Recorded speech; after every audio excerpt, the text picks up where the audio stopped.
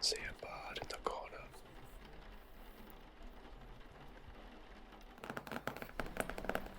Hi everyone, it's Bardic Whispers here. Today I'm going to create a PC that I will never get to play, unfortunately, being a forever DM. This will be a Changeling fighter. So I think it'd be interesting to have sort of a fighter with so many moves and a Changeling with so many different sort of role-playing abilities and different forms and different shapes that they can take and everything like that. So I think it'd be cool just to sort of play around with those two aspects. I haven't done a lot of martial. I've done druids and wizards and stuff for these player builds, so it'd be cool to explore the sort of the fighter class a little bit as well.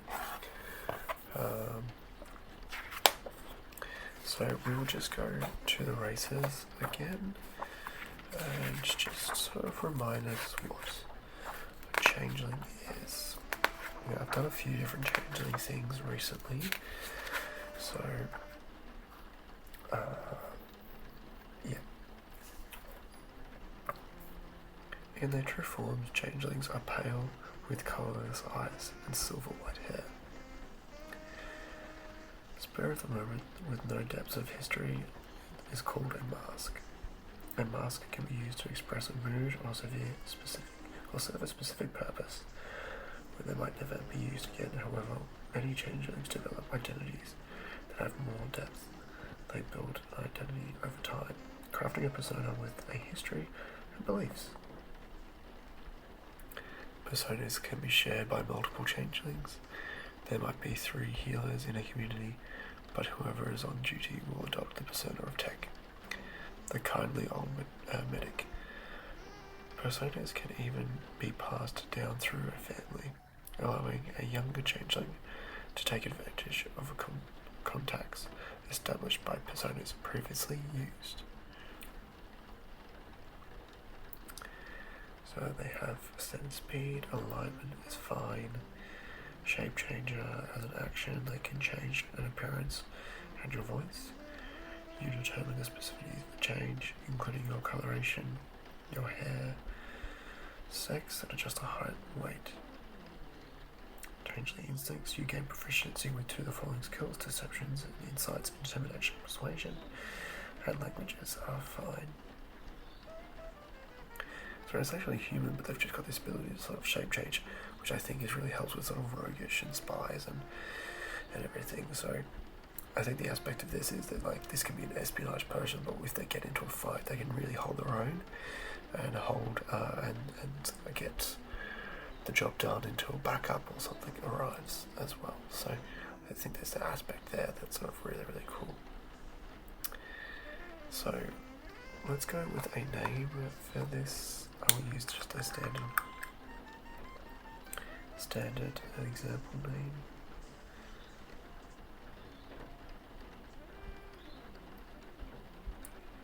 That's it there.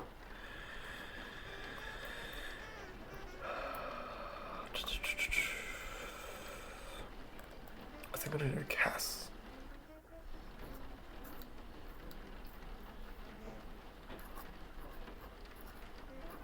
So let's go with Casper. Short for Cass.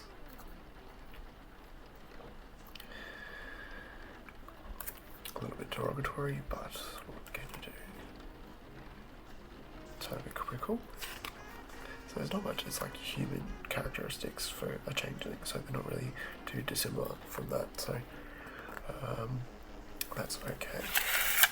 I will also, that's pretty noisy, I'll also I will go through, create a few different trinkets and stuff for this character as well after we've created the class and gone through the martial weapons and what a fighter can do. We don't really have sort of appearance or stuff because you can sort of change and go as you want, kind of thing. But I think I'll like have a base persona that I'll create in a moment based off those trinkets and stuff.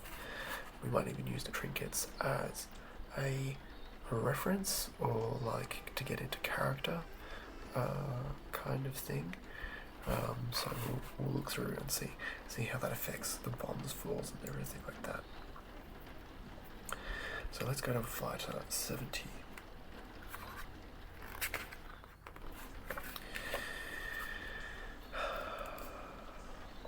Fighter. A human in clanging plate armor holds her shield before her as she runs towards the massed goblins. A gladiator fights for a spot in the arena.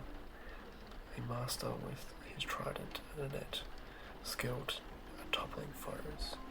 All of the heroes are fighters. Perhaps most of the diverse class of characters in the Dungeons and Dragons. Questing knights, conquering overlords, royal champions, elite foot soldiers, hardened mercenaries, and banner kings as fighters. Trained for danger. So creating a fighter. As you build a fighter, think of the two related elements of the character. Where did you get your combat training, and what part from the mundane warriors around? What parts are you from the mundane warriors around you?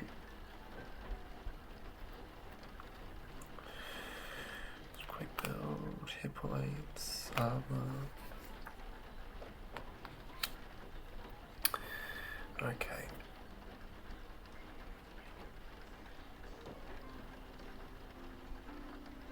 So what have we got here? Equipment, chainmail, leather armor, martial weapons or 2 martial weapons and a shield, dungeons pack or explorers pack, fighting style. You adopt a particular style for fighting, such as a speciality, choosing one of the following options. You can't take a fighting style option more than once, even if you later get to choose again. Archery, defense, dueling, great weapon fighting, protection, or 2 weapon fighting. I think when you engage in 2 weapon fighting, you can add your ability modifier to the damage of the second attack. So let's go with 2 weapon fighting.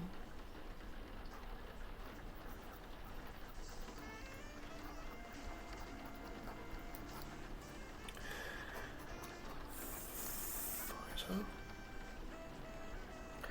Action surge. Starting at 2nd level, you can push yourself beyond your normal limits for a moment. On your turn, you can take 1 additional action. Once you use this feature, you must finish a short or long rest before you can use it again. Starting at 17th level, you can use it twice before a rest, but only once on the same turn. So you get to do lots of swipes. Which makes sense because martials, fighters especially, don't really get much spell.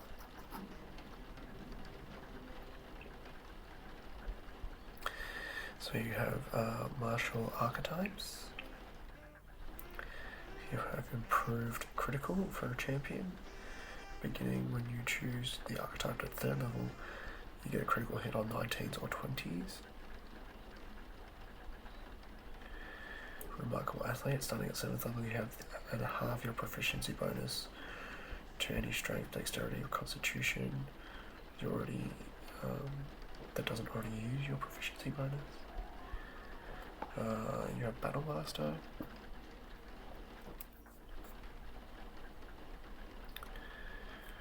Those who emanate archetypal Battle Master employ martial techniques passed even through generations. Maneuvers, you learn through maneuvers of your choice, detailed maneuvers below. So maneuvers. Maneuvers here. There we go.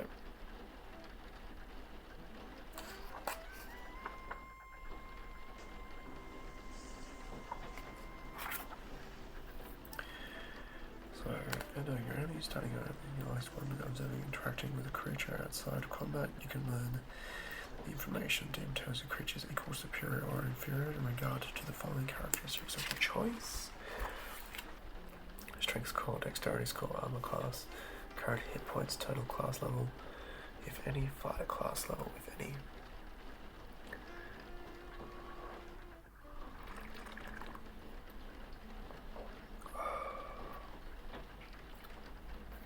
Relentless.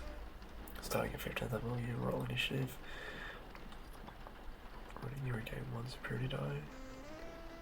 Maneuvers, commander strike, disarming strike, distracting strike, evasive footwork, fainting attacks, goading attacks, lunging attacks, maneuver attacks, menacing attack, parry, precision attack, gushing attack, rally, riposte, sweeping attack, trip attack. When you hit a creature with your melee weapon, you spend 1 superiority die to attempt to damage another creature with the same attack. Choose another creature within 5 feet. Cool. We got these different things. An archetypal Eldritch Knight combines the martial motto with the fighter's careful study of magic. Eldritch Knights use magical techniques similar to those practiced by wizards. They focus their study on 2 of the 8 schools.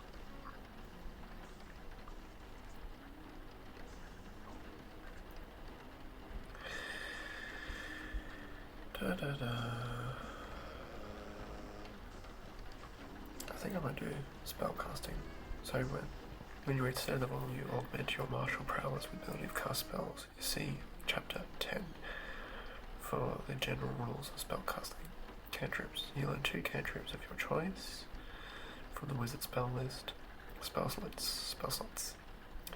Eldritch Knight's Magic table show how many spell slots you can cast as wizard spells. Spells known 1st level and higher. You know 3 1st level wizard spells of your choice, 2 which you have chosen from abstraction, evocation, and spell lists.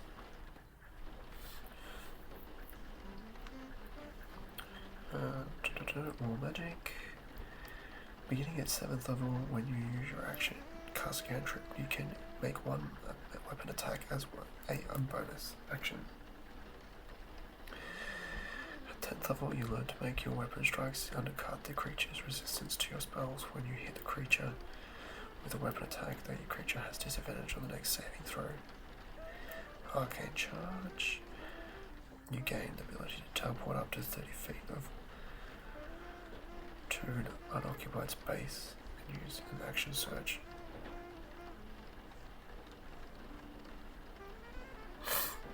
At higher levels you can do a lot more stuff, so different spells and everything. So maybe we just quickly jump to some spells for evocation.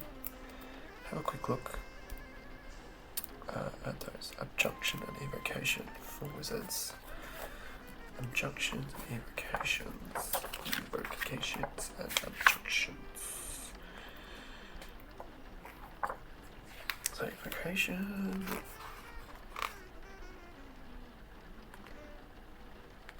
Oh, I don't have a lot of spells.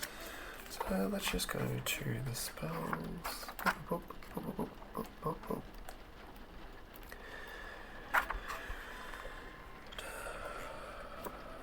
spells, wizard spells. There's not fighter spells because you just use the wizard. The cantrips, you've got Acid Splash, Dancing Lights, Firebolt, Mage Hand, Prestidigitation, different things that you can use. So you can have cantrips.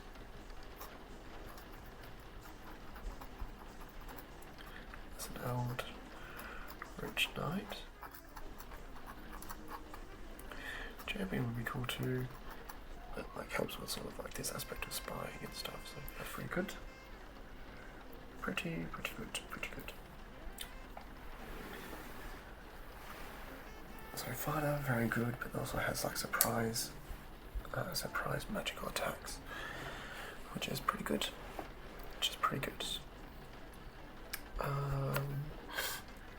So we will go through that. And what we will go now through is the backgrounds. So where are we at with the backgrounds?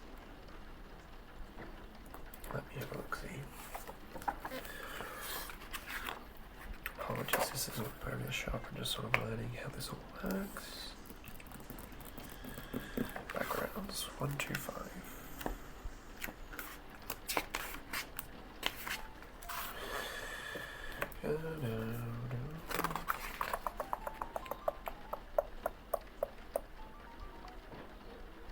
So acolyte, when you have spent your life in service of a temple to a specific god or pantheon of gods, kind of works.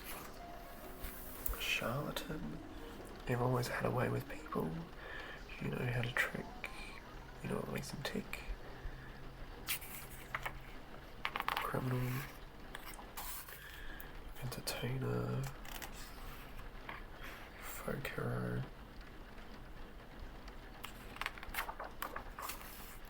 guild artisan, hermit, outlander,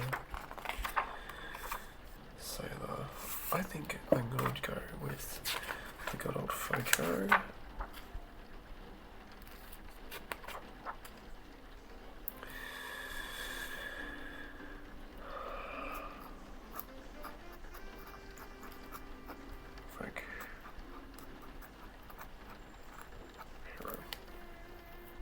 You have come from a humble social rank, but you are destined to be so much more.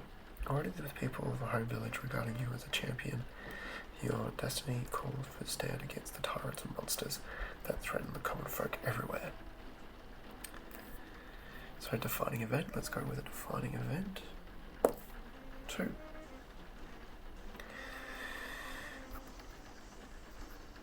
Saved the village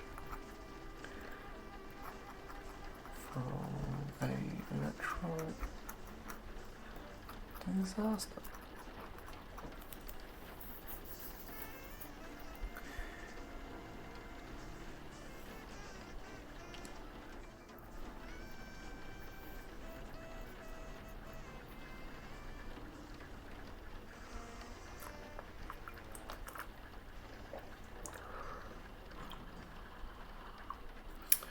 Okay, so we need a D8 for personality traits. 5. I'm confident in my own abilities and do what I can do to instill confidence in others. So, a supportive team worker / leader.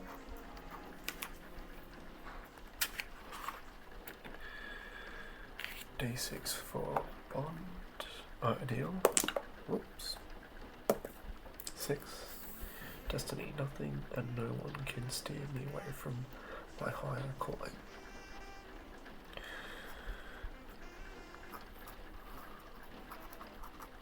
Looking for their higher calling. Bond. I have a family, but I have no idea where they are. One day I hope to see them again. Lost family. Cool. Alrighty, so how I'm going to do that is lost family.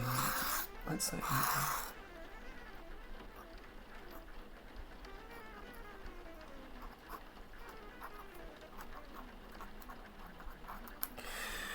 so I'm going to say there is a family of wizards. This person Cass came from a family of changeling wizards. And they were lost to one of the other planes. He knows they are okay, but he's just unable to get to them and see where they're at from that aspect and stuff. So let's just have a little recap. So Casper is a changeling fighter eldritch knight in their local town, most renowned for saving them during a natural disaster, let's say a flood. They were able to quickly and athletically jump around and save everyone from the rising floodwaters, and is now very revered in their small village. After losing his changeling family to a spell gone wrong when they were teleported to another realm or space or plane. Kaz has wanted to search for them, and his destiny is to reunite with his family one day through whatever means.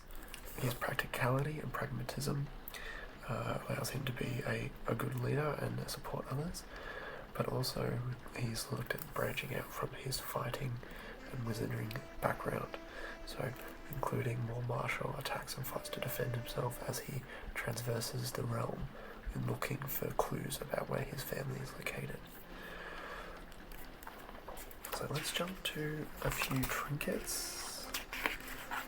With the trinkets, we can have a little bit more of a backstory about different characters that he embodies with this changeling type.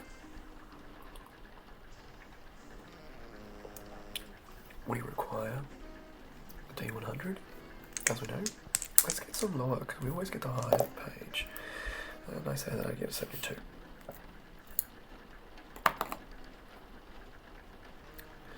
So he has an earring,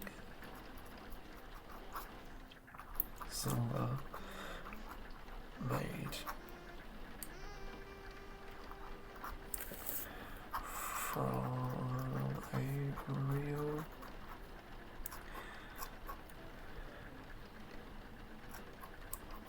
teardrop.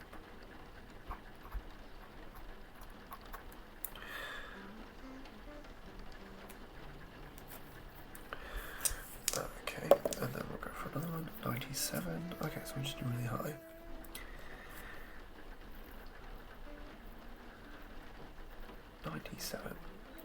A tiny mechanical crab or spider that moves about when it is not being observed.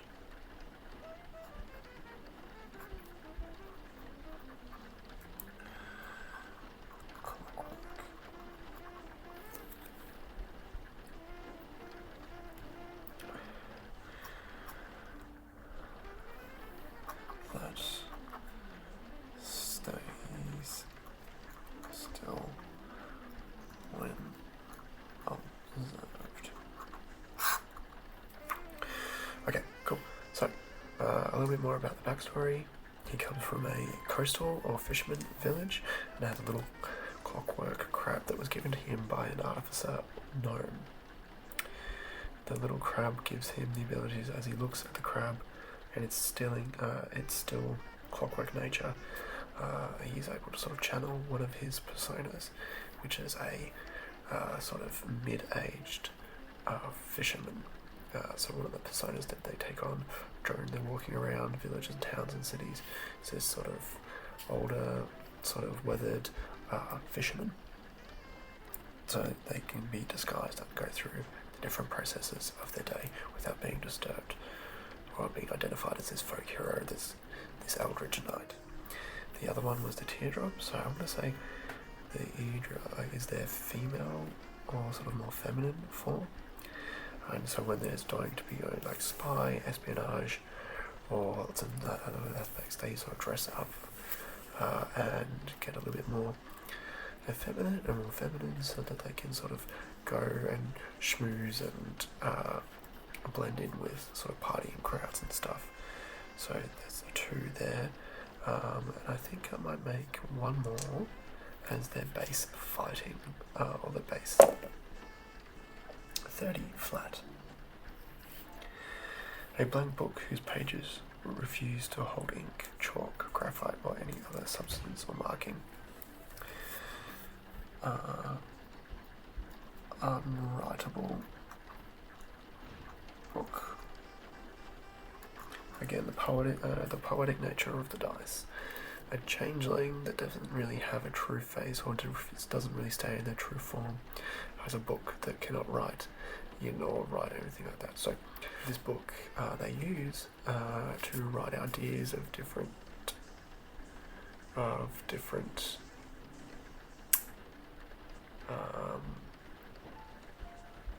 masks and everything, so they can sketch out the idea and see if it sort of checks out, kind of like what I'm doing here. But then like the ink goes away as they sort of draw and figure out these things, so that keeps up their sort of mysterious aspects of that. But also is a very humbling and very dark aspect. It's like they're not really who they're going to be or and everything, so it's sort of a little bit of aspect. Doesn't really necessarily build into like what their base character is, but it is a good sort of dynamic that they could kind of have through role playing and everything like that. Changeling, I think with this, I'm not going to draw how I perceive this person might look, because a changeling can be anything. So I think it's a good aspect of like, for your role playing, if you wanted to choose a changeling, you could actually just on the day decide what you look like, depending on your mood and how you feel, which I think is a really powerful aspect. So you don't have to be necessarily refined a specific way you want to look. You can change every day and how you want, depending on your mood, your feeling of how you want to play. It gives a lot more versatility, especially with the fighter. You can have a lot of different styles of playing and stuff. But basically, with a changeling fighter, they become almost like spy-like, or they can do espionage, they can do covert missions fairly easily and very well, with the ability to change their shape and size and everything. But also, if they get stuck, they can hold their own for a time. So I think it's a very powerful combination of characters and stuff. So interesting little build, and like trinkets definitely give them a lot of backstory, a lot of meaning behind a lot of these things. So we have sort of the base where they can't really pick who they really are, or they use it to sort of brainstorm different masks that they're going to use on a daily basis. And that's that aspect of being able to play whoever you want to play in any session and stuff. And then you've got your sort of a femme fatale with some diamond earrings of teardrops, as well as your sort of your everyday, under the radar fisherman, hermit type, that you don't really gain any sort of information or aspects from. So those are sort of those three. Thank you, everyone. Enjoy your long rest. I hope you enjoy this build. A little bit of a weird one, but yes, enjoy your long rest.